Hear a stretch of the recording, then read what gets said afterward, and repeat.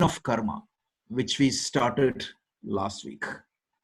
So if you remember, we took a diversion and started to delve a little bit deep into the doctrine of karma, because this doctrine of karma comes in different parts of the Gita, bits and pieces. So we thought, why don't we pause here and try to understand this karma end-to-end perspective, so that from now onwards it is clear to us. And also, second reason is, this is something that is being taught and misquoted and misrepresented by many people, and this was one of the most confusing topic. And when I started studying Gita or Vedanta, this was probably one of the most complicated topic to me in front of me, and it created a lot of confusion. So having said that, we talked about the first part, and I will summarize that quickly in 5 minutes, and I will pause there for any open question regarding the topic we cover, and then we cover the second part. So last week we talked about law of karma. Essentially, we talked about law of karma as a cause and effect relationship. We talked about the fact that a result or an output, when you get it, it may have a lot of contributing factors. And some of these factors would be known to you, and some of these factors were completely unknown to us. And I expressed that in science, this is known, and scientific model account for this particular scenario. And usually they represent this unknown factor as hidden variable. So instead of hidden variable, we use there as karma. So any action we do or any result we pursue will have our effort definitely as a contributing factor, and known environmental condition would definitely contribute to the result. And finally, there are unknown factors which also contribute to the result. And I don't have to explain that. You all know that. And we call this unknown factor as karma, which we call it as the effect of our past actions. And this karma will impact our result in different weightages. Like sometimes the weightage will be 0. That means there won't be any effort from the karma side.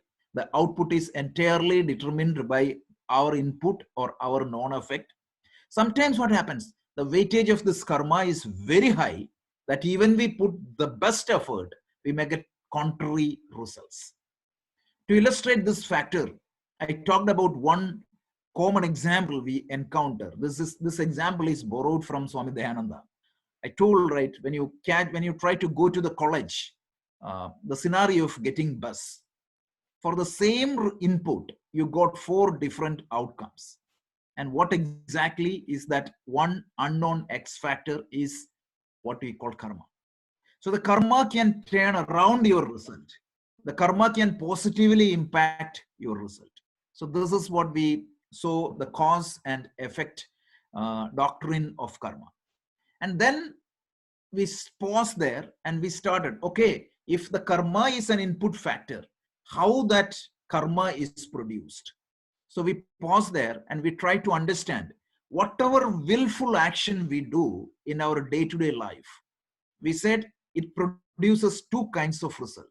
One kind of result is called drishtaphala, which is the seen result, and then something called adrishtaphala, which is called the unseen result.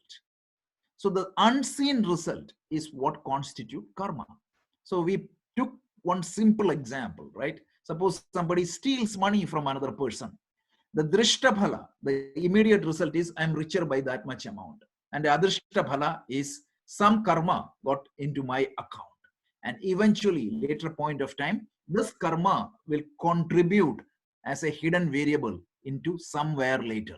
When we don't know which future action is going to be contributed by this karma, we don't know, we don't have that factor. But definitely, somewhere in the future, it could be this life or it could be next life, but somewhere this is going to come and hit us. So we said that, right? So we talked about this cause and effect, And then we talked about the drishta phala and adrishta phala, and this adrishta phala is going to contribute karma. And then we talked about a very good example. This example is how the karma is going to impact our result. So we said, took the example of a swimmer. So you're swimming from one side of the river to the other, and you can see here the goal is this. Your goal, you are trying to go from straight. But what happened? The karma, the input of karma is like the current of the water. So because of that current, what happens? Even though your effort is driving you towards here, but practically you may get here. So this is the problem we talked. So this is how the karma affects our day-to-day action. So that's what we talked last week. Any questions? Because this much understanding is very much important to proceed further. Anybody? You all are good? Okay, excellent. So with that, let's produce. So the question, especially Arnab ji asked that last week. So are we completely bound by the karma alone? We don't have any choice. No. So the answer is no. So the simple answer is the outcome of an action is always determined by two factors. One is, if in the case of this example, in the case of the swimmer, you know that there are two factors that are going to determine the result. One is the effort of the swimmer. Second one is the current. So here in our example, if you translate that into the karmic world, the effort of the swimmer is our self-effort. We call it as prayatna. That is the Sanskrit terminology for that. And the current will be there, and that is what is called karma. So any result is determined by two factors. One is prayatna and the other one is karma. So now the question is, how do you overcome this karmic effect? What are your choices? So that's what it is good to be discussed. And then we talked about Ishvara also. This also we talked about last week. Ishvara meaning is the intelligent order of the cosmic universe. We talked about that. So Ishvara's intelligent cosmic order is what is collect the karma and what is distributing the karma according to my effort. And Ishvara is not a partial person. He just measures what I do, and the future karma is based on my own adrishta phala. Nothing more, nothing less. So we had a few questions there. Then what is grace? Somebody asked me. So we will talk about that. And then what can you do when you are surrounded by a karma, or when you are to get out of the problem of karma. So let's continue. So now what is going to happen is, I think we covered this also, and then the prarabdha karma, that karma which forced me to get this life is called prarabdha karma. So we talked about this earlier, right? The karmas can be put into three major categories or classes. One is called sanchita karma, which is the pool of my, I'm going to talk about that a little bit later, but understand that it is the global pool of karma. And at the time of my birth, what is going to happen? From that global pool of karma, a subset of karma will be taken by some universal algorithm, and that karma will give me a life. And that life is my current life. And that is what is called prarabdha karma. And all the karmas part of this prarabdha karma comes as hidden variable in my life. So this prarabdha karma bear the fruits according to the laws of karma. And Ishvara's intelligence will make it happen. And we call Ishvara as the karma phaladata, or the giver of the fruits of action, because it is Ishvara's laws that governs these outcomes. So that's what we talked about. And now what we need to do is how the prayatna is going to help us, because are we completely helpless with the karma? So no, the answer is no. because I brought an example. This is covered in Mahabharata, the chapter called Vanaparva. The section is called Vanaparva. In that 29 to 35 chapters, this topic is extensively discussed. And interestingly, this is an advice given to Yudhishthira by Draupadi.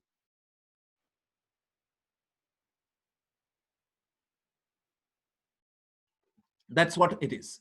So what happens here is, the question is, are we completely helpless? Simple answer is no. Because even though there is karmic current, but still you can swim and cross the river by putting my effort. So the interesting thing is, what you have to do is you have to assess situation, because even though you don't have control over the karmas, what karmas comes as input, you do have complete control on what you are doing with this life. So if you remember, I took one example. The example was, when you are playing cards, you have no choice in what cards comes to your hand. But you have 100% choice, right? How do you use that card and play the game? And those who play the card, right? If you are not a skillful player, even if you get the best hand, you may lose it, right? Isn't it? And sometimes you're the worst player. So even if you have, sorry, you're a very good player, you don't have a good hand, but with your still skillful play, you can definitely win the game. So the choice given to me, or the options given to me, is not on karma, but an entire possibility is given to me. What is that? How do I make use of what I have? And that is what Draupadi tells Yudhishthira. You can still make a lot of difference in your life by working intelligently, acting intelligently, putting your best effort. So your prayatna or self-effort has a huge significance here. So the point here is, we are not mere puppets, means in Ishvara's hands. Because we are not just puppets. Because if you really think about the theory of destiny, they say that you are puppets in the hands of Ishvara. The karma is not saying that. The karma is saying that, yes, that has an input, but on top of that, you have your will. And that will, we can exercise our effort, and that effort is called prayatna. Because some people try to deny the existence of the will, claiming that they are powerless and Ishvara controls without exception. But the doctrine of karma, if you believe in doctrine of karma, it depends entirely on the will. Because if I'm not doing a willful action, I cannot even accumulate the adrishta bala. That is very important. So will is supported by the scripture and our day-to-day experience. The effect of will is said that in a given moment, you have three choices. They say kartum, na kartum, or anyatha kartum. So right now, you have a choice to attend this Gita session, that is kartum. And you have a choice not to attend this session, that is na kartum. And you have a choice, anyatha kartum, right? You can attend the session, mute it, and you can go and read something else.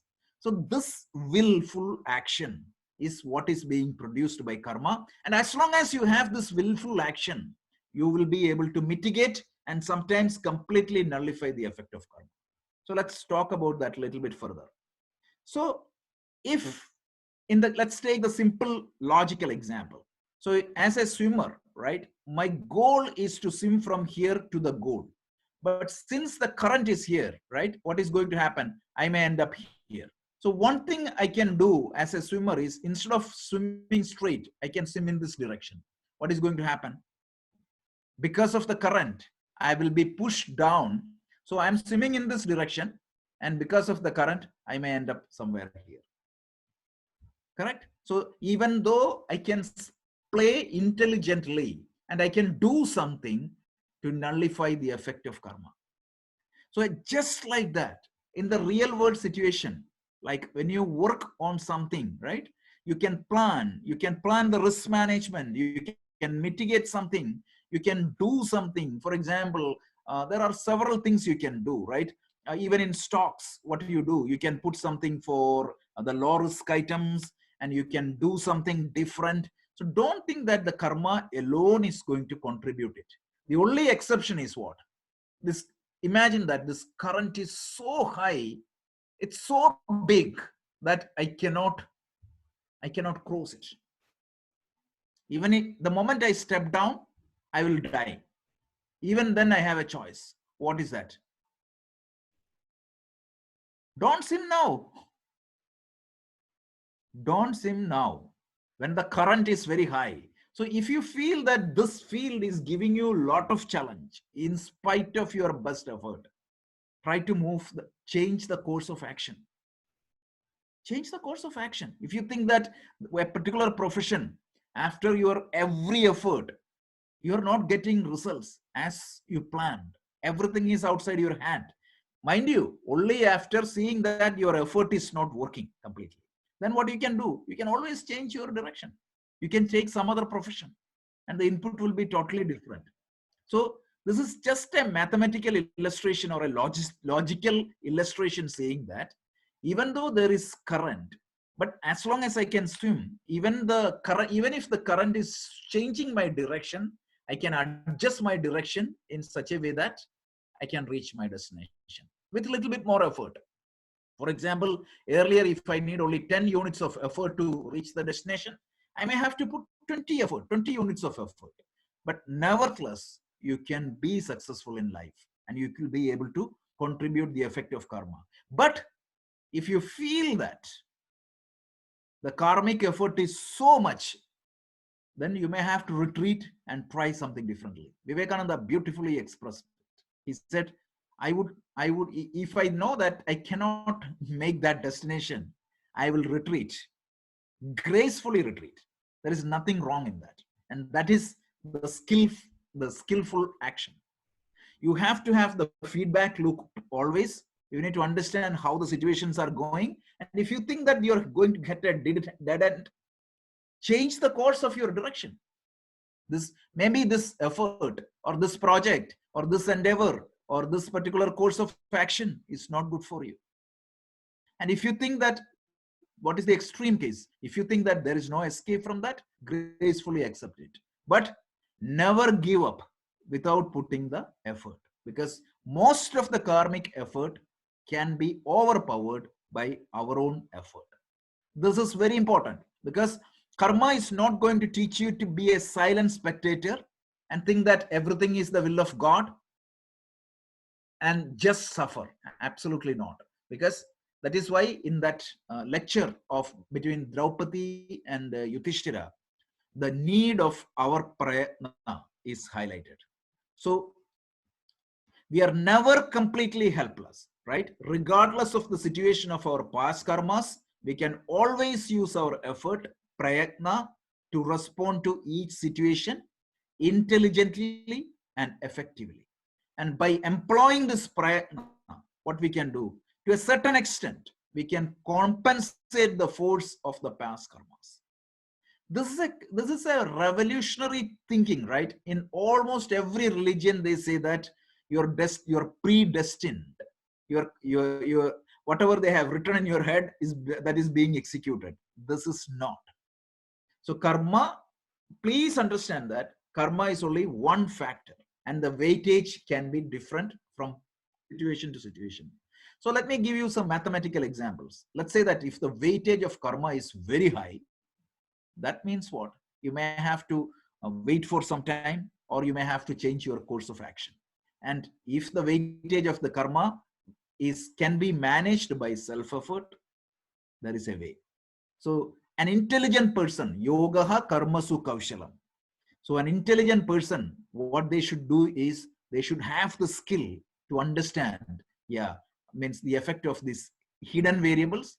And if you think that the hidden variables play a larger significance, you should be able to adjust. Otherwise, you should be able to take care of that with your effort. So one more point. So if the one point here is that sometimes what is going to happen, this prayatna is not all powerful. As I said earlier, like if the power of the karma, if the current is so high in that waterfall, we may not be able to overcome the effect of karma with our effort, because our physical strength is limited, our mental capacities are limited, our resources are limited. So sometimes we find ourselves frustrated by the obstacles born of past karmas and our lack of capacity to overcome these obstacles by effort. So at that point of time, what Mahabharata tells is two things. One is you can always seek help from others. And in addition to that, you can seek Ishvara's help. You can pray to Ishvara. Now you may ask, right? If you pray to Ishvara, how can that be helpful? Mind you, even the prayer itself is a karma. Prayer is a karma. Just like any action, prayer is a karma. If you remember, I defined karma as, what is that? Three aspects. Kayikam, Vachikam, and Manasam. Any willful act you do in any of these three perspectives is called karma. So when you pray to Ishvara, that is also a karma. And that karma also has a drishta and adrishta phala. Let's try to see what exactly is. So every prayer you do is a karma, whether it is manasam karma, a mental meditative prayer, or a kayikam karma, or a vachikam karma. Vachikam karma, verbal prayer, or kayikam karma. Every prayer is a karma which should produce a result. And there is a drishta phala. What is our definition? Every karma will produce a drishta phala and an adrishta phala. Seen result and unseen result. So let's try to see what is the drishta phala of prayer. The drishta phala, or the seen result of the prayer, it calms you down. It gives you the inner peace. It will reduce the anxiety in you as a result. Imagine if the swimmer is going in a current, and if he is anxious and he is over worried, and if he thinks that he cannot cross it, that itself is going to be a problem. The prayer, the biggest power of prayer is that is immediately visible is it will give you that necessary mental calmness and the composure, because you know that somebody is holding me. I talked about the example of that circus last week, if you remember. What was the example I said? Like when a small girl walking over a string, both sides, I mean, she can fall down, but she is not afraid at all. Why? She has 100% confidence that if she fall down, her father will catch her. So even as kids, right? When your child was kid, right? We used to throw that child up. Is the child is afraid? Absolutely not, because the child know that the dad means she's safe in her dad's hand or mom's hand. So like that, if you're 100% confidence over the universal intelligence, if you pray effectively, if you trust God, and if you think that, last week I told you, the father of the universe, or the mother of the universe, or the brother of the universe, or the Ishvara, whom I believe, he will not put me into difficult circumstances. Even if apparently I feel that I'm going through a difficult circumstances, it is for my benefit. If I have that faith, everything is going to happen. I mean, you will feel that you develop a tremendous positivity. Mind you, the power of positivity or the power of optimism, if you ask me, that is one of the greatest skill everyone should have in the modern world. Research after research. I told you, right, about Dr. Seligman.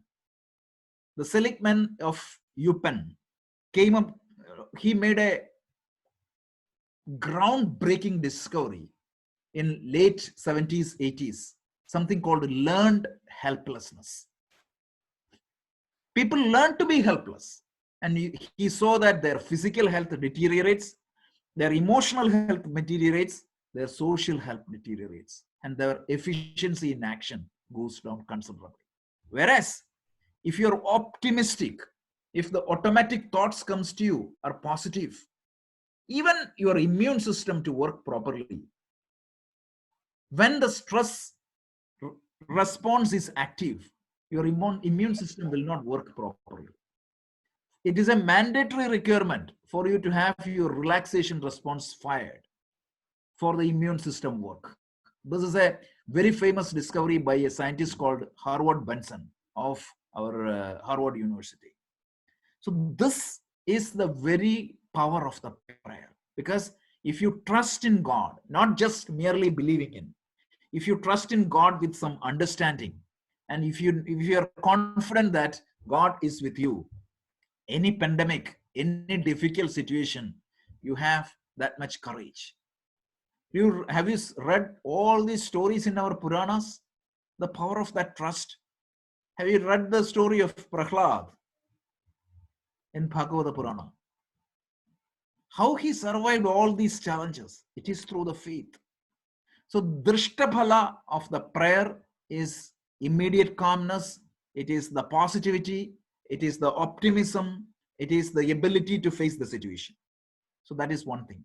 So the prayer will help you to remove obstacles like anxiety and thereby helping us to reach our goal. That is point number one.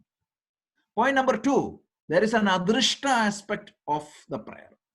The adrishta aspect is the deferred result, unseen result. It is nothing but a blessing, a positive input, a hidden variable which is positive into our future actions. Only thing is that when exactly that adrishtabala is going to come, but definitely it is going to come into our future. So the prayer is not a magic. Prayer cannot means change Ishvara's mind, but prayer simply invokes grace. And with that grace, I will be able to move on. So summarizing, the key point we discussed is karma is not destiny. We are not completely helpless in front of any situation. As I said, like karma is only one contributing factor. And there is another contributing factor for the result, which is called the self-effort. And when the current is greater than the self-effort, it is difficult. And when you find yourself helpless, what you can do is you can seek help from other people, your friends, family, and other people. And you can seek help from God. And how do you seek help from God? By praying. So any prayer means what exactly is the prayer and all we'll see later in the Gita.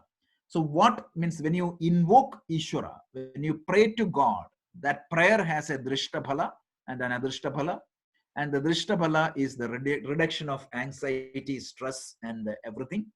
And Adrishtabhala is the future input, positive input to our action. Any questions? We are going in a very systematic way from one topic to the other. So any questions, please ask.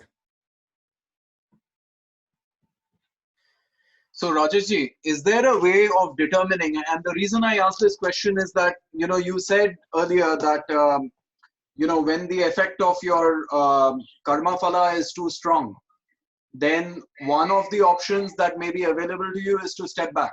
Yep. And wait for the right opportunity.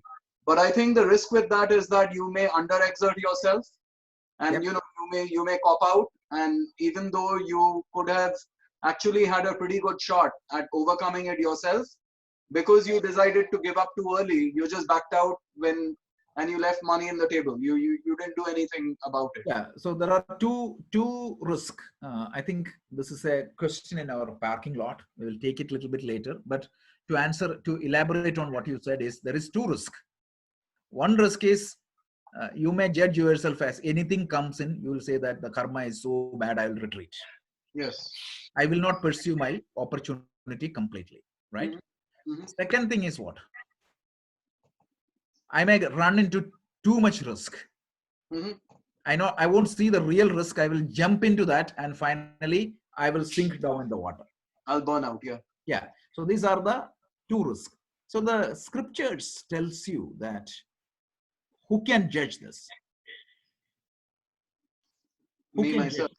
Only you can judge this. But what exactly prevent you from judging this properly?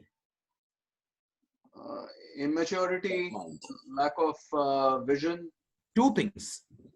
I'm just telling that scriptures are very clear on this. The scriptures tells that there are two scenarios where you can make this mistake. One is you don't have the knowledge, sufficient knowledge, right? You don't have enough knowledge. That means you can make a mistake. For example, if you're a sailor, I was reading Robinson Crusoe. So it's a wonderful novel. You all, means those who are interested in novels, this is a wonderful novel to read. So in that novel, first time he goes for a sailing, right? He saw the sea as very rough. He already gave it up. He said, "Oh my God, if you escape me from this, I will never ever sail." And when he came out of his cabin, everybody else was laughing. Why? This is pretty much normal in every sailing, right? So if he do not have that knowledge, he will not be able to determine whether he should retreat or continue. Right? So that is very important. Second thing that is important to make that decision is what? My state of mind. So if my mind is not calm or relaxed, what happens? I won't see things properly. Say, I will make a mountain out of a mole, and I may convert a mountain a mole if I'm overconfident. So these two things has to happen. And how do I gain that mental? The biggest factor is my own mind, because most of us has sufficient knowledge into see that, okay, for example, right now the stock market is going down. What exactly is your trigger point? You can always research and find that out a little bit. You can put a threshold and you can make a choice. But the problem is what? Most of the people make mistake when they act emotionally. Isn't it? Yeah. When they make an emotional decision, that decision is coming from what type of mind? Agitated mind. A weak mind. That weak mind could be an agitated mind, a confused mind, a dancing mind. So it is extremely important in karmic, when you face your karma, to have your mind controlled. Look at the good old example we talked, that the incident of that captain who landed the flight in the Hudson River. If his mind was not in his hand, he could not have done that. So the scripture tells you, this is going to come later in the Bhagavad Gita, later verses 40 onwards. How can you face your karma confidently? Krishna gives a simple technique to us. He tells, convert your karma into karma yoga. This is the simple solution. Convert your karma to a yoga. When you convert your karma to a yoga, what is going to happen? You will be freed from two things. One is called anxiety and worry. So this will not happen on one day. Converting the art of converting karmas to karma yoga, it is a discipline. You have to practice for a while. Suppose I say that for you to cross the river, you need to learn swimming. First time when somebody puts you into water, Look. Suppose can you hear me? Yeah, we can hear you. Okay. Yeah, sure. we can hear you. Okay. So when I think Arnabji is lost. Yes. Okay. Okay. So when you put somebody into the swimming pool first time, you cannot do that. So this ability to convert your karma to karma yoga is a learned skill, and we need to put practice. And mere karma yoga alone is not going to give you the full capacity, because the karma yoga predominantly is going to flush out the impurities of your mind. But along with karma yoga, you have to follow upasana yoga. So these are the two precautions we can do to face your karmas very well. But these are upcoming topic, but I know that you're curious. That's why I just wanted to answer this in a way. One is you need to have the sufficient knowledge. And second thing is that you need to have the mental state, the right mental state, optimal mental state, we call it as, because without that, you cannot perform. And the scriptures are going to give you some techniques to develop that. And automatically you will see that how you'll be able to face things. And the third thing, right, is, so we need the knowledge and we need the mental state. And the third thing is that you have to have some grace to accept. In spite of you doing all the effort, what comes to you, you have to have a grace to accept that. So these are some of the things you need to do in handling that karma. Right. Okay, And so we'll continue this topic. This is coming in this from verse 38 to 52. This is the topic, and the entire third chapter, fourth chapter, fifth chapter, and sixth chapter is going to talk about this karma yoga and upasana yoga in detail. So, Rajesh, Yeah, the Adrushta Phala, yeah. does it come in this life, or does it, when you say future, does it go into Sanchita? Okay.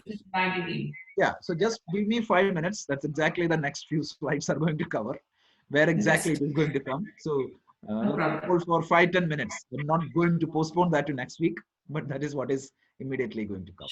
Sure. Now, let's continue. And I think what I'm planning to do is next week we are going to keep it completely on question answers on this topic of karma, because this is probably one of the most complicated topic in Vedanta. So let's answer all the questions before we go further. So even if the time run out today, we have one more week. So let's talk about that. There are 3 ways to look at the karma, right? So the first group of people claims that everything happens by a chance. That means the result of every action is completely random. Some scientists say that, right? So to claim that every outcome of action is completely random, that means it is denying the cause and effect relationship we talked earlier. So this is not contrary, means this is contrary to our experience, and more than that, it contrary to our common sense. If you think that a god is just going to punish you randomly, like 10% in the lot is going to get corona, if that is the case, what a justice is that? So that doesn't make sense with the common sense at all. So that is the first category of people. Second category of people, that everything is ordered by Ishvara. Everything is destiny. Such people believe in destiny. So this belief denies the existence of the prayatna, the self-effort and grace. So as we said earlier, right, the current is only one factor in that crossing the river, but there are other factor, which is the prayatna. So that is completely denying that. Again, our common sense and experience shows that it's not entirely predetermined. If it is entirely predetermined, then there is no point in continuing our life. So that argument doesn't stand. And then there is a third group. They believe that the outcome of every action and completely by my control, by my prayatna.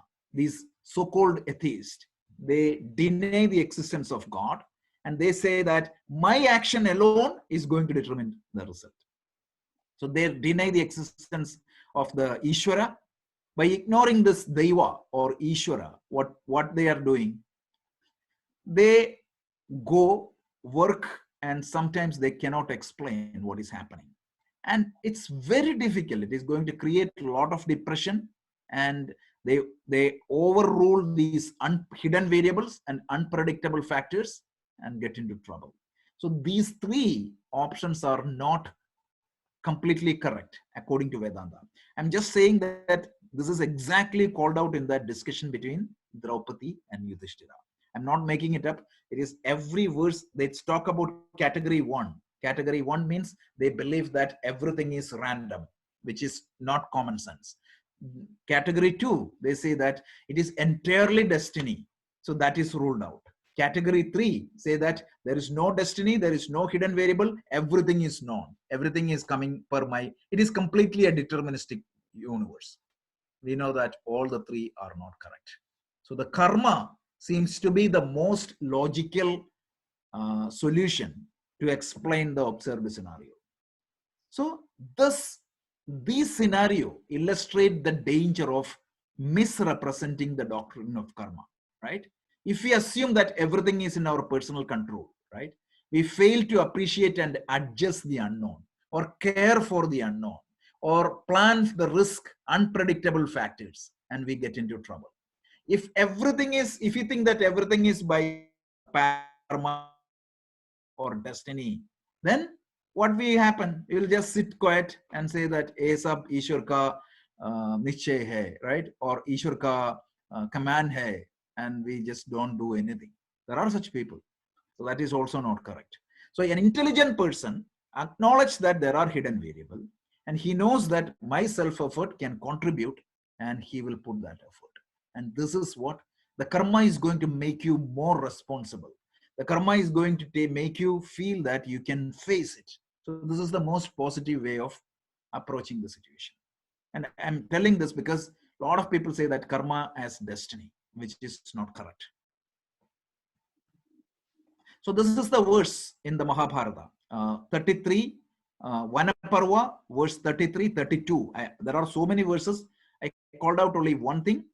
So he tells Kinchit Daivat, the Kinchit Daivat Dahat, Kinchit Eva, Sokarmanaha, Purusha Phalam Apnoti, Chaturtham Natra Karanam. So one receives the result partly due to what is ordinated by Deva, meaning karma, partly due to chance, partly due to effort, and there is no fourth cause.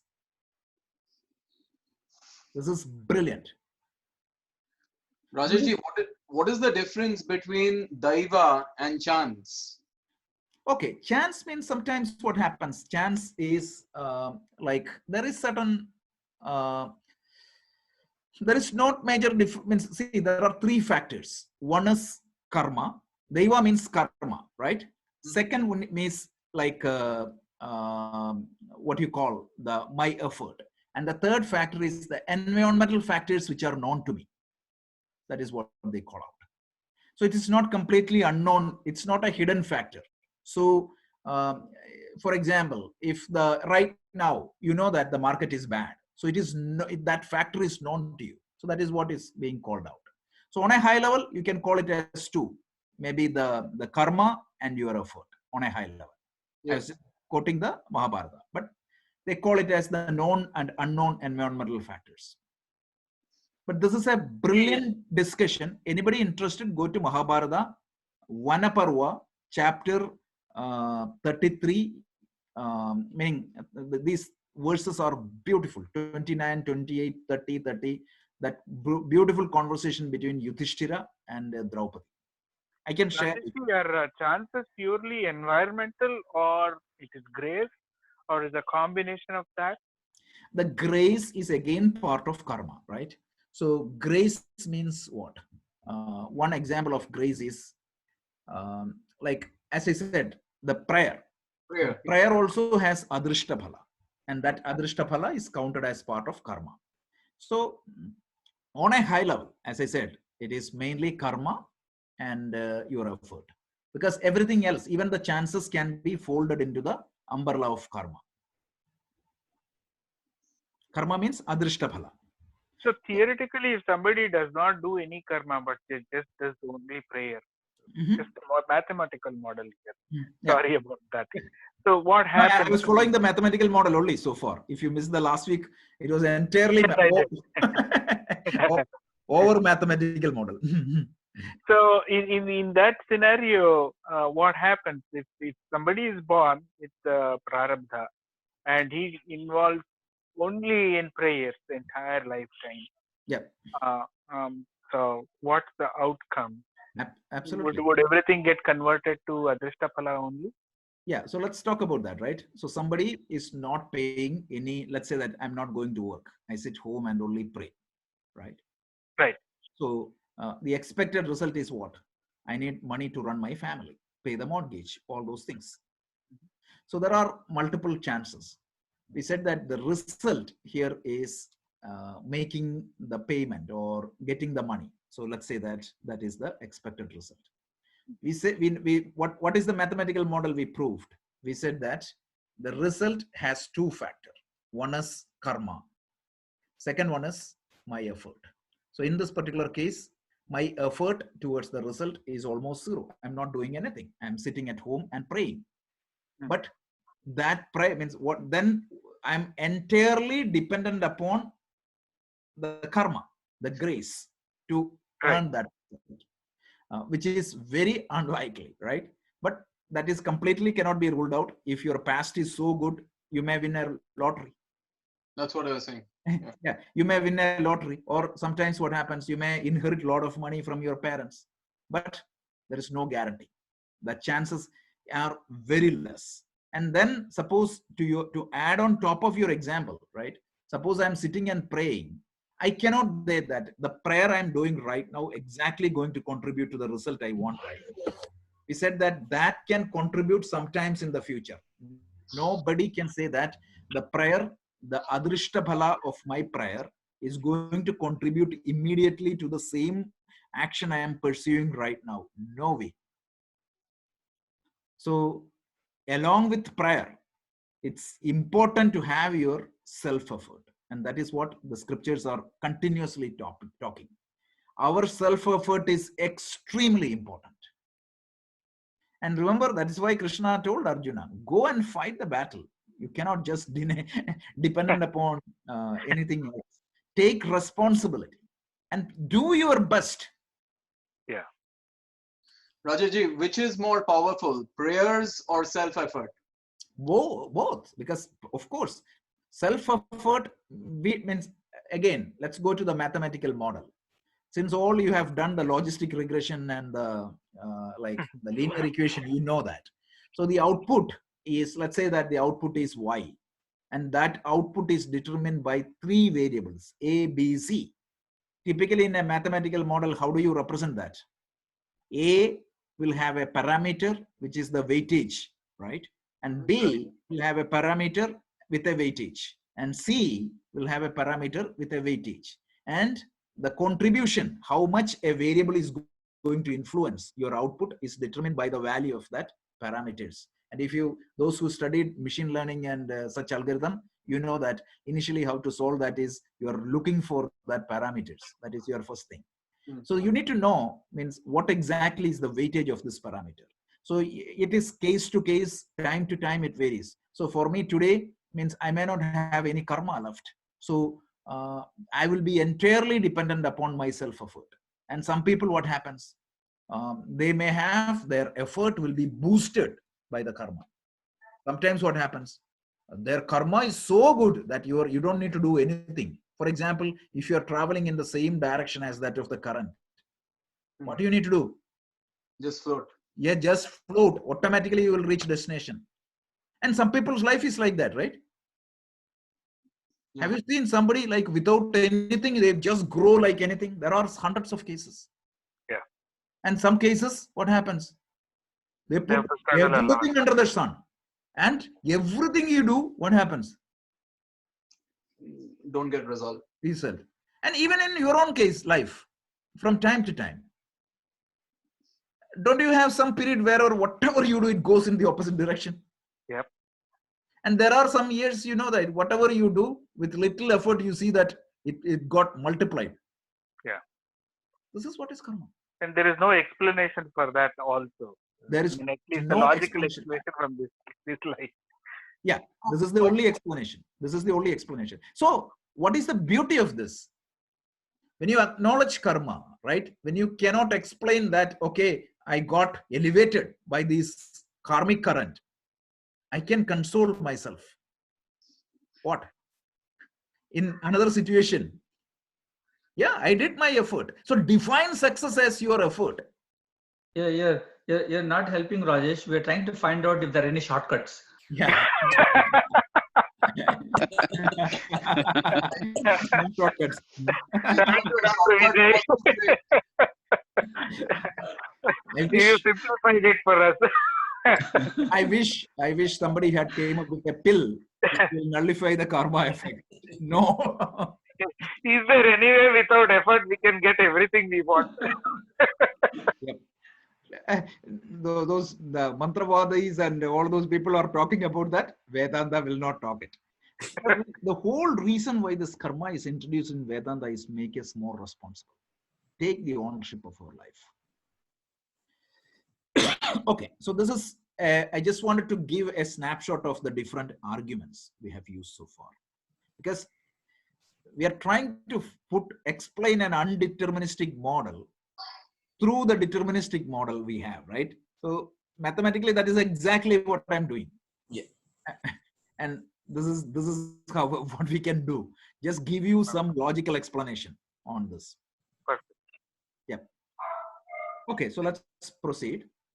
So to be skillful and effective in life, we need to be flexible enough to make adjustments when things go wrong.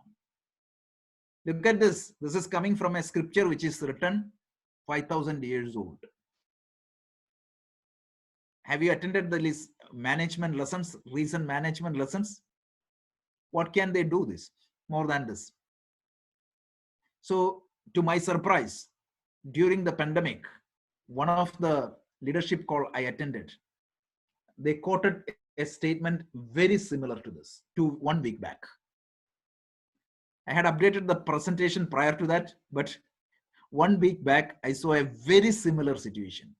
If you are a leader, when you face situation, you have to be skillful enough to adjust your course of action when things goes wrong. Can you relate to this now? And mind you, this is coming from a 5,000-year-old scripture, which people call it as outdated. Okay, now the problem is some people are less skillful, and then they declare, this is my destiny, nothing I can do about it. And last week I was telling you, even in this pandemic, right, you are always constrained. And look at the example what Krishna was saying, or Draupadi was telling, right? The cards example, I made it up, okay? Don't say that Draupadi called the cards example. So at that time, like the card example is a very good one. The card example is what exactly you get in your hand.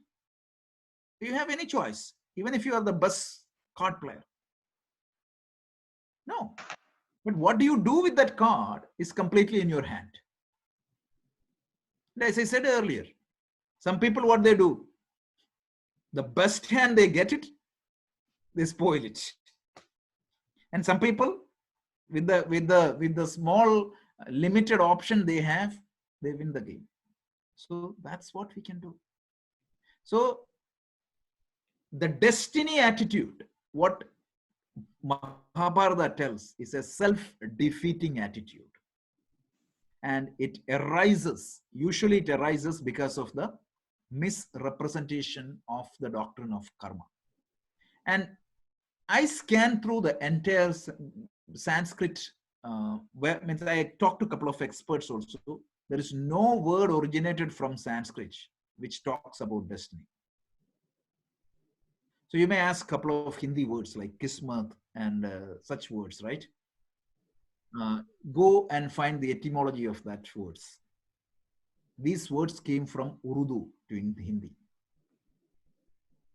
This never came from a Vedic origin at all, because the Vedic origin doesn't believe that there is a destiny. Do the little bit of linguistic analysis. You'll see that. That is so beautiful. I didn't know this at all. Wow. Okay. So I just, to elaborate a little bit further, I went to the dictionary, English dictionary. So what exactly defines the destiny? It tells the events that will necessarily happen to a person in the future. Necessarily happen, right? The hidden power believed to control what will happen in the future. This is the definition. Neither of this definition fits with the teachings of karma, because contrary to the first definition, the result of our past karma do not predetermine, because it is just an input. Second thing is that the past karma does not have exclusive control over results. The prayatna also has an attitude.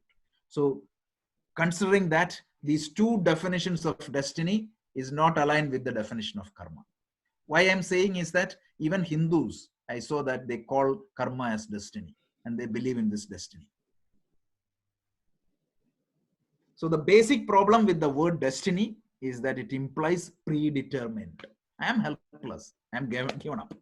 So that is not the case. But And- Rajesh, Yeah. Adrishta Phala, Hmm. isn't that a form of predetermination? But it is only an input. The other one is what the destiny is saying, that the entire result is predetermined. We are not saying that the entire result is predetermined. We are saying that there is an input that is predetermined, but there is another input which you can control and adjust that. So destiny believe that your what exactly is going to happen to Arnab on tomorrow at 5 o'clock, it is already written. Don't you see that some people say that God has written something? Mhm. That's not there. That's not in karma theory. It's all superstitious belief. And how it came to our culture is it is borrowed, cross fertilization of cultures, they say, right? But Rajesh, don't we also acknowledge that ultimately what happens depends on which is stronger, our own effort or the Adrishta Phala? Other means, again, like as I said, Adrishta Phala has an input. But we said when that input, how to manage that input, we do have some choice, some options in our hand. We don't have to do that action right now. You don't have to just go and suffer, right? So the key point is that the difference between destiny and karma is saying that destiny tells the outcome is already determined. Whatever effort you do, it will not change the predetermined result. What we are saying is no, your effort may have some contribution. Exceptional situations are there where you can say that the weightage of your adrishta is very high. But even under that situation, you have certain choices. You can make sure you can do, you don't have to swim. You don't have to jump and swim, or you can retreat. All that options are there. So no way per any way, whether it is a logical analysis or linguistic analysis, karma and destiny are two different things. Because So it brings to bear one very important and very interesting um, uh, logical extension, I would say, here, Rajeshji, yeah, is that astrology does not have hold any water because the outcomes are not predestined. Astrology may absolutely not. give you some probability of happening based on your That's it. prarabdha karma, That's it. but it cannot give you the calculation based on your effort and adrishta that is involved in it. Absolutely, absolutely. So astrology, even if you believe that is correct, and I don't want to debate on that, that is not my topic at all. So let's say that astrology is correct, then also it's just an input. So coming back to Mahabharata, the Vanaparva, chapter 33, verse 47, this topic is concluded. So it tells that one should not despair, thinking, in spite of effort, my goal cannot be reached, because there are other causes for every result, Deva and chance. In addition to prayatna. Deva, chance here means the environmental factors. So earlier we said that one should not think that you are helpless, because the adrishta is only one of the factor. And the later point of time, it will help you to prepare, right? Sometimes you do the best effort and you may not get the expected result. And when you don't get the expected result, don't think that this is the end of the world. So that is why Krishna tells later in point of redefine your definition of success. The success is not what you get. The success is what you have done. Have you done your best towards the effort? So that is very important. So this verse help you to understand the benefit of doctrine of karma, because without this doctrine of karma, you get depressed. So anybody interested, as I said, like just read that book called Learned Optimism. I would say chapter 6 to chapter 8. You will see these ideas coming again and again and again. Why one should get despair. Meaning how somebody get pessimistic. One or two failures, they get pessimistic in their life. So that's never the end of the world. You can always do better. And this particular thought is going to help you to get into that mindset. Okay, so since we have a lot of other topics, let's go. So according to doctrine of karma, everyone, no matter how pious he is, would have committed some, I would not call sinful, the way we use sinful is some wrong action or some action in the past life. So such that will explain why even pious people, because in that explanation Panchali is giving is Yudhishthira in that lifetime, he has done only noble action. So some pastful act is coming as karma. So that is what it is determined there. So this doctrine of karma gives some answers at least, because if you think that it is God's choice, so God punishes you because random, or whether he doesn't like your name, it doesn't matter. That will not happen, because the God's justice is equally good to all the people. So that covers the next topic. So remember, think about the sequencing. So probably we may have to stop here. It is 6 o'clock, but I will recap whatever we covered. We talked about the cause and result relationship, because we said that the karma, it is important to understand the karma. And we started with this cause and result. So we said that every result or the output is determined by multiple variables, and some of them would be known and some of them would be unknown. And if you, in science, they call it as hidden variable. And we talked about these is what we call as karma. So we saw that like every action we do, it can produce two types of result, drishta, adrishta. And this adrishta bhala may come as a hidden variable input later point of time. And then we talked about that this karmic karma, or a classic example is to think about this as a river flow. The current of the river is karma. So what is the role of self-effort? Because self-effort and karma determines the result. So if the karma is higher, what are our choices? We talked about the role of prayer, the two drishtaphala and adrishtaphala of prayer. One is drishtaphala is immediate relaxation, confidence, reducing the anxiety, the mental stability, etc. And we talked about the adrishtaphala as future input to the future variable. So since we may not cover the entire presentation, so I know I will answer your question. Your question is, if I do some good karmas this year, when exactly that is going to come as input variable for my future action? Am I supposed to get that this year, or am I supposed to get that later point of time? So the answer is, simple answer is, next week we will cover it. What is going to happen is, this karma, some of them will come immediately, and some of them will be carried forward to later. So the karma we do in this life is called agami karma or kriyamana karma. So what happens is, sorry, this is the previous words, I believe. Yeah. So the some of this agami karma fructifies in the current life itself, and they may come as input variable for some of our future actions.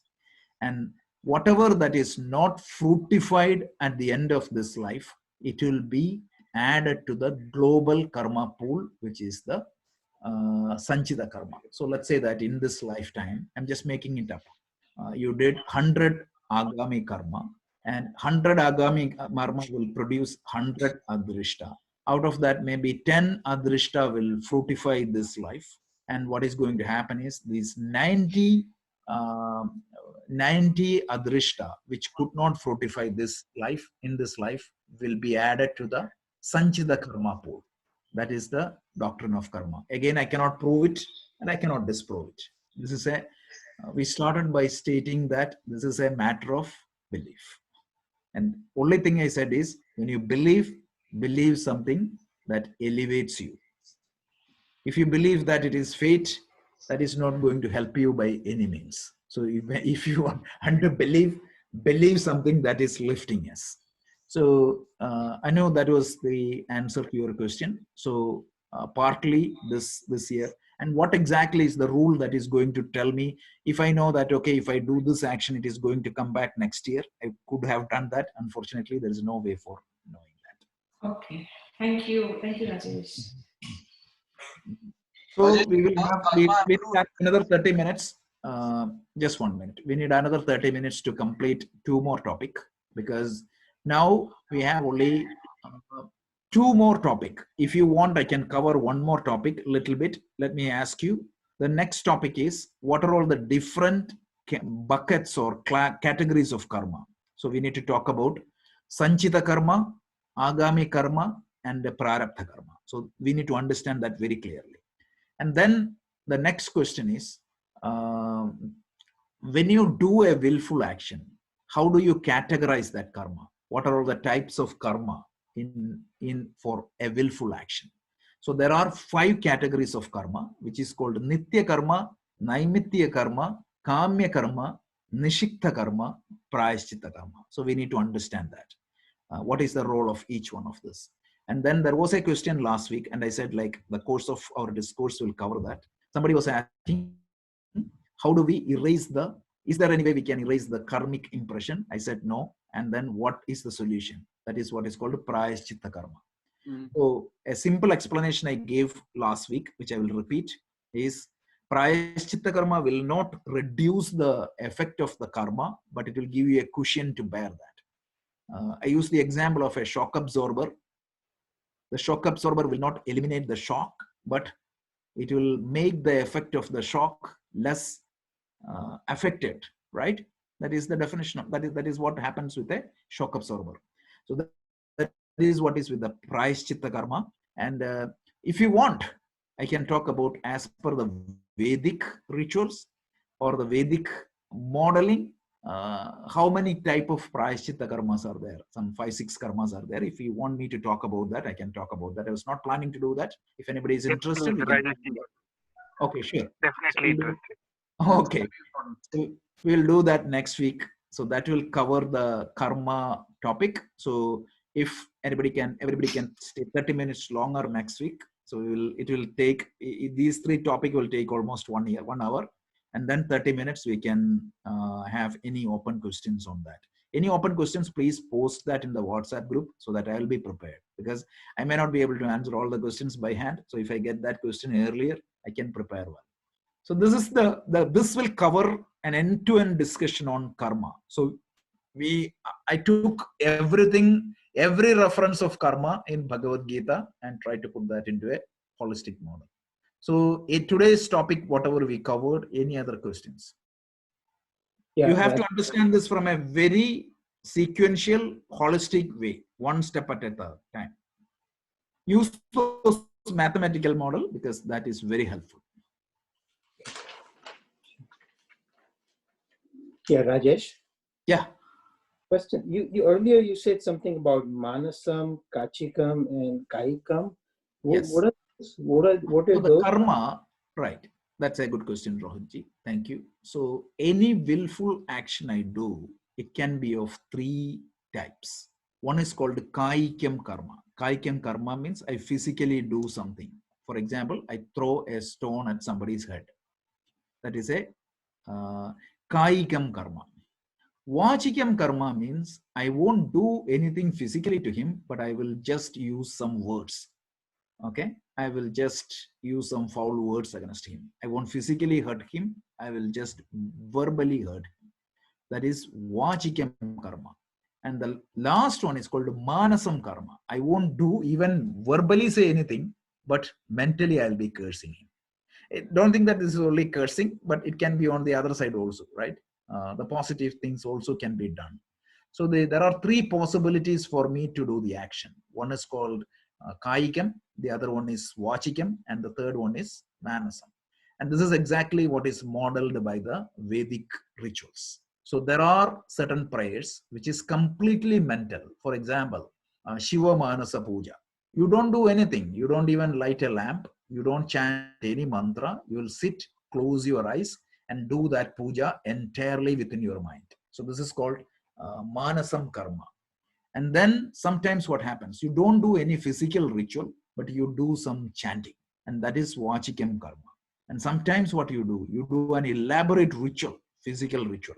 So in that physical ritual, all the three are involved. Like manasam aspect is there, mental thinking is there, chanting is there, the physical karma is there. So these are the three way you can execute a karma. And what the karma theory is telling is that any such karma, whether it is vachikam, kaya, manasam, will have a drishta and an adrishta. Thanks. Rajesh, is there a weight for each of these karmas? Like what I mean is like when it is at a thought level, is it more subtle, or in a physical level it is more higher, or is there a weight to each of this one? There could be weight, but there's no way for you or me to tell that. For example, this has 90% weight and the other one was 5 weight. No way to understand what exactly is the weight. Sometimes what happens, this mental thinking, I was reading that these self-talk of these pessimistic people, that will damage them most. So yeah, there is weight, but there is no way to know that. It is also dependent on, sorry, Rajeshji, Yeah. just my thoughts here. It's also dependent on what kind of karma it is. So if it's a Right. physical karma, for example, so if you eat bad things, you will suffer immediately. So that's almost immediate. So you ate a foul food, the following day you will fall sick, Yeah. or the day after you will fall sick. Yeah. If you don't exercise, for example, probably in the few months Yeah. following it, you may suffer. Correct. So there is a direct correlation there, Yeah. in terms of the physical karma Yeah. So that one does. absolutely. But one But for clarification other type of there, karmas, Kailash, again, yeah, it depends on how it is allocated. absolutely. But the question I thought was on the adrishta. So drishta, definitely a weightage, right? The drishta aspect, as you said, like there is definitely a weightage. For example, if I go and hit somebody physically, that punishment will be much more by the court of law than verbally abusing, and you may completely escape with the mental abuse. So that is the drishta aspect. But adrishta, God knows. Thank you. Sorry, I didn't. No, that's good. But I think that gave me an opportunity to clarify that drishta and adrishta aspect. So you brought up the drishta aspect. Drishta aspect is clearly laid out. For most of the cases, for drishta aspect, the physical act will have more impact. As you said, rightly said. Rajesh, could you just give a explain again the drishta and adrishta briefly? Briefly, explanation. Okay, every action, as I said, like it will produce two types of result. One is called drishta. Drishta literally means that which you can see. Adrishta means that you cannot see. So, as I said, like Kailashji's example, for example, if I go and hit somebody physically, there will be a drishta phala. What is that? He may hit me back, or a legal case will come against me. So that is the drishta phala. So apart from this drishta phala, there will be an unseen result which goes to my agami karma pool. So next time when I do action, that will come as an input hidden variable, because it was a papam. So the drishta phala can be either punyam or a papam.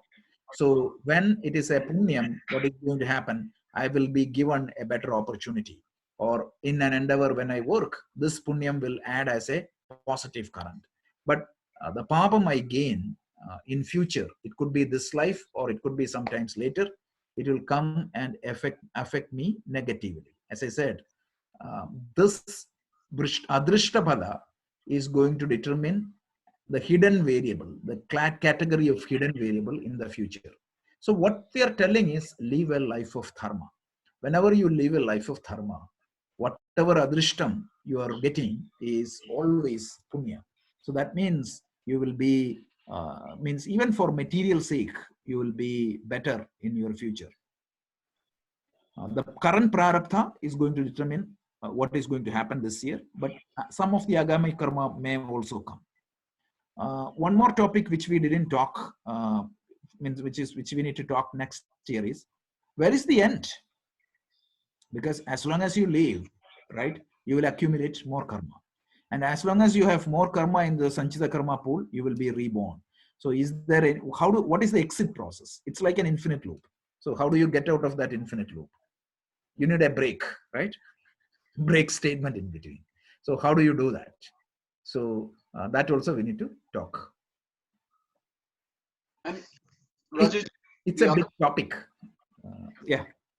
I was saying that also there is a amount of subjectivity to our karma, right? So, like, is there an absolute measure as to which is a good karma and which is a bad karma and which is going to create what kind of phala? Absolutely, there is a guidance. So that is the dharma. What is dharma? It's a complicated subject, right? Again, so you need to have all the guidance to determine what exactly is the dharma to be followed at a given point of time. So on a very high level, the dharma is categorized into mukhya dharma and gauna dharma. Mukhya dharma means what is the most compelling dharma you should be following. For example, like if I'm a high school teacher, right? So let's say that my own daughter also come to my class. I have two dharmas. One is of a parent and the other one is of a teacher. So within the class, what is the mukhya dharma and what is the gauna dharma? Within the class, mukhya is teacher, Teacher. is Yeah. parent. So if the mukhya dharma is contradicting with the gauna dharma, I need to follow the mukhya dharma. So a classic example given is in the Ramayana. So Ramayana, in the commentaries, what you hear, what Valmiki tells is, so Ramayana is an elaboration of one verse of the Veda. So if you consolidate the entire Veda into one statement, do you know what is that statement is going to be? The entire Vedic literature, if you consolidate into one statement, it is called Dharmam Chara. Follow Dharma. It is said that Vedo Akhilu Dharma Moolam. Veda, the root of Veda is Dharma. So follow Dharma is the basic principle. And the Itihasas were written, like Mahabharata and Ramayana, were written just to demonstrate how this can be done. So Rama is presented in two categories in like Ramayana. So the first example, Rama was a son. He had not become the king. Okay. So at that point of time, Kaikeyi and Dasharatha is telling that through Kaikeyi, by forced, Dasharatha had to say that you have to go to forest 14 years. So what is his mukhya dharma at that point of time? He's a son. He's not yet a king. Imagine this request. This is what Valmiki tells. Imagine if this request had come after becoming the king. So then the mukhya dharma would have changed. The mukhya dharma would have been Rama the king is better than or predominant than Rama the child. So at that point of time, the answer would have been different. So what we have to understand is what exactly is my swadharma? What is my the dharma that is needed to me? And how do you determine the dharma? So there are so many verses that comes in the Gita later, which is going to help me to understand my swadharma. Even for Arjuna, because even for the Bhagavad Gita introduction, Shankaracharya tells two problems, right?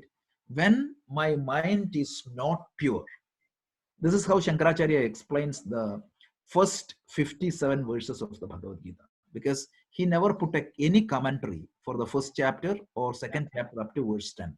He just consolidated that into 10 verses.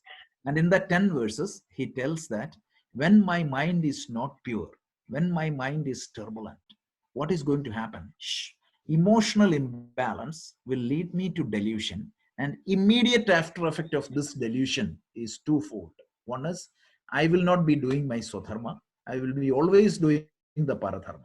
And second thing is what? Even if I am doing the swadharma, I am obsessed with the result, and the sense of doership is so high that I cannot do my karmas properly. So Shankaracharya tells that for you to follow the dharma and for you to follow the karma, for both of these benefits, you need to make sure that you have a clean mind and you have a controlled mind. So anything what we do here is going to be dependent upon the quality of the tools we have. And the greatest gadget I got is my mind. And that mind needs to be cleansed, and that mind needs to be stabilized. And without that, any amount of reading, any amount of chanting is not going to help me. But I want you to go and think through Ramayana, right? Later point of time, there was an incident. Rama had to make a choice between Sita and the well-being of the country. So you can say, you can argue so many things, but it doesn't matter what Rama feels. Rama has to give more weightage to the country than the family, when his Mukhya Dharma is Rama the king. So that is what Valmiki was trying to demonstrate through these two different examples. There is nothing, there is no anti-women attitude in Ramayana. It is only to show that in a given situation, when Mukhya Dharma and the Gauna Dharma contradicts, you are supposed to take the Mukhya Dharma. So follow Dharma. That is very important. For me to follow the Dharma properly, my mental apparatus should be clean and stable. So that's why Krishna is going to take us to the path of yoga later. Because it's only through yoga you can gain the Chitta Shuddhi and the Chitta Sthiti.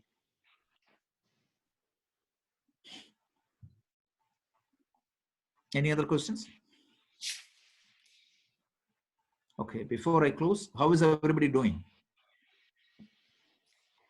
So far, so good. Okay. Doing good, Rajesh.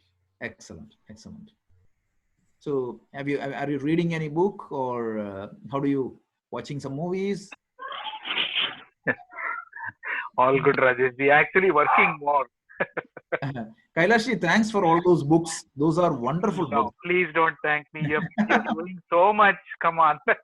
No, the This books is were something good. that I found online that was free, so I just shared it. That's Great. all. Now, please share such things, because the books are, I There think, are they're very valuable books. I actually shortlisted some. I still have left out some R and machine learning based books. yeah, It is, and if you go outside, I just saw that it's some $40-50 each. So beautiful. Yeah, I that's, was surprised that they're just yeah. giving it away free. Yeah, I think this pandemic, because of this pandemic, so many companies are doing, and those who are kids, the Audible is offering the whole stories free. Yes, yes. So you can listen. Amazing.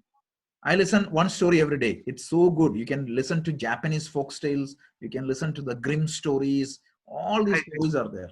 So do you have an Audible subscription? How does that work? Is it No, I have an Audible subscription. If you have Amazon, it's free. Right now, it's free. It's free for all the storybooks.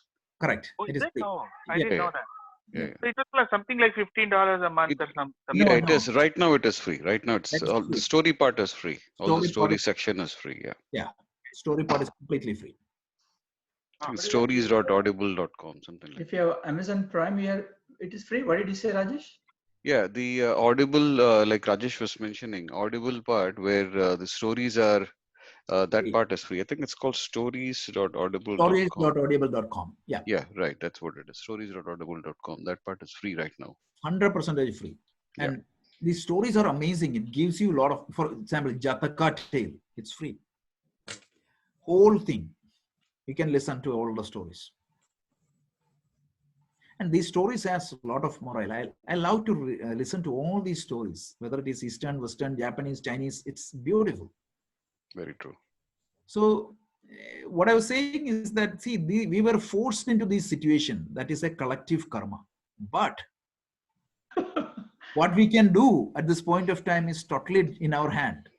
We can sit and cry that I didn't go out for 35 days. That is one way. But another way is it gives an opportunity to spend time with family. Actually, a lot of people used to tell me that they cannot spend time with family. This is a great opportunity, right? And second thing is read all these classics, books, and study, develop some skills. Develop machine learning, Python, or all these things. every situation you can make an opportunity. One story I read was Bruce Lee's story, right? See, they said that one of the legs of Bruce Lee was a little bit shorter compared to the other leg. So everybody used to make fun of him.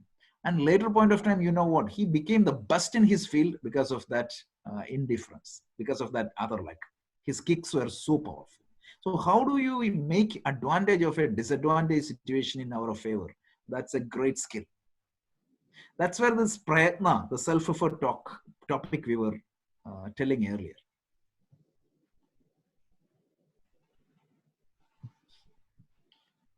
Yeah. Vijay, you have any comments on karma? Since you might have read a lot on this topic. Yeah, actually, I was just typing a text. Actually, the few things I just wanted to follow up with the discussion offline. Yeah, especially the grace. Yeah, I just wanted to deep dive into that grace aspect. Yeah, sure. I'll calculate tomorrow. yeah. Okay. Anybody else has any questions? Please feel free. And anybody wants to reach me, yeah, now a little bit free, so you can all call me if you need it. Thank you, Rajesh. Okay, thank you. Thanks, Rajesh. Thanks, Stay Rajesh. safe, Thank you. and we will meet later in this week on different sessions. Tomorrow. Yeah, tomorrow. Yeah. Tomorrow. Yeah. Thank you.